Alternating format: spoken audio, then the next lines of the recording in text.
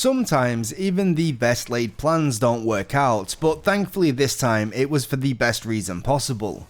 Originally, this video was supposed to demonstrate the effectiveness of FSR 2.0 working alongside our SAPPHIRE Nitro RX 6700 XT graphics card in order to achieve a rock solid 60 FPS experience with ray tracing enabled. However, it soon became apparent that the 6700 XT was actually more than capable of achieving this on its own without the helping hand from FSR. Kinda anticlimactic, huh? At first glance. Let's look closer.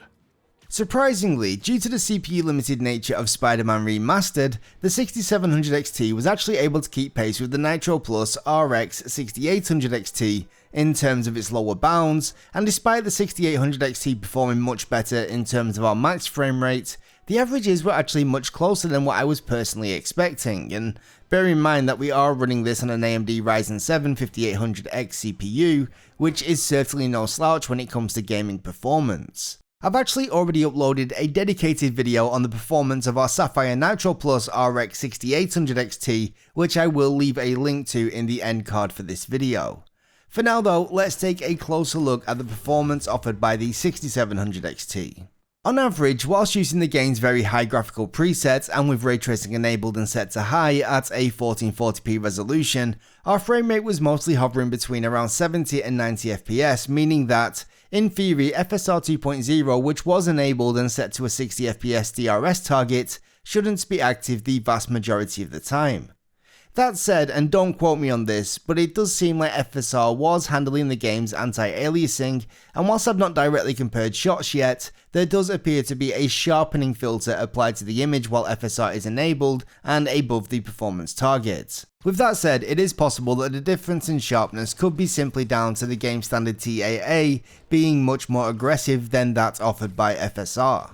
I do intend to take a dedicated look at Spider-Man's implementation of FSR 2.0 in a separate video in the very near future, but for now I have deliberately avoided pixel peeping in order to avoid developing a bias when all I want to do in this video is show you the performance and presentation and allow you guys to make up your own judgments. Most importantly, I found the Nitro RX 6700 XT was more than powerful enough to offer a very smooth, visually stunning experience, and I'd even go as far to say that I really struggle to tell the difference between moment-to-moment gameplay on the 6700 XT and 6800 XT at these settings.